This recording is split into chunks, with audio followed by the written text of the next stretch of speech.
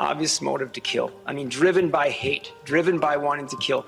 The horrible winds of fate. It's the best explanation I have for you for how he saw those officers on the way to where we believe he was going. It's North Dakota Attorney General Drew Wrigley describing the events of last July 14th. Wrigley was the face and the voice of those news conferences where we learned the details of everything that happened that day. Valley News Team's Courtney Lockie caught up with him this week to see what he thinks about the shooting now 1 year later.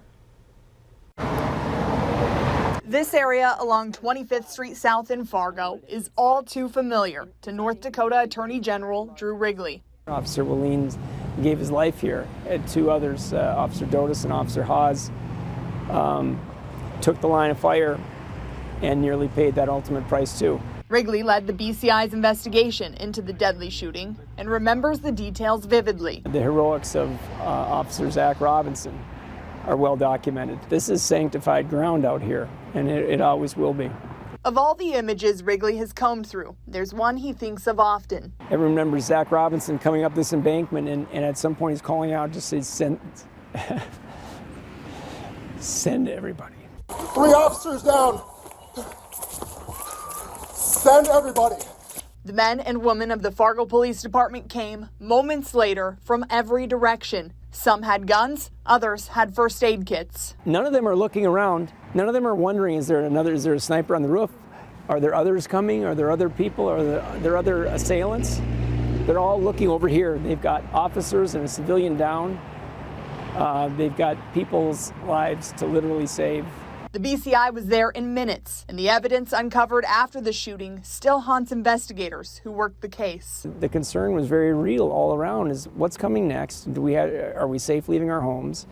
And our earliest indication was that there were no other immediate imminent attacks, and that bore out over the course of the investigation. But beside the point, because in the initial minutes, hours, and days, you don't know those answers. Officers stood as the last line of defense, and they stood firm, Officer Jake Walleen, until his last breath. That response that day was by people who were really well trained, who were well selected for their jobs, who had the right instincts, and then they had the ingredient that you don't know until it's tested: courage.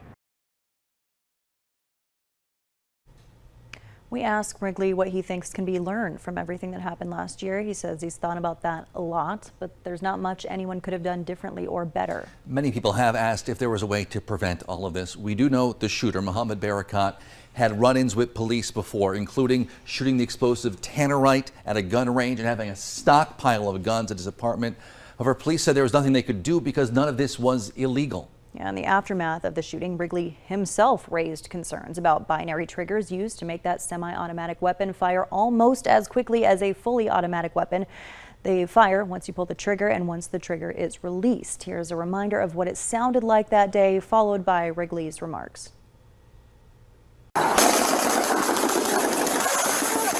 It's a worthless piece of equipment. It's a valueless piece of equipment, but it was lawful. And it was attached to the weapon lawfully and then used for the only purpose I, with my limited imagination, can even imagine: to create the functional equivalent of automatic fire. Minnesota passed a ban on binary triggers during their 2024 legislative session that takes effect January 1st of next year. The devices are still legal in North Dakota. My first time seeing something like that, so I guess I kind of was just like, not really processing it.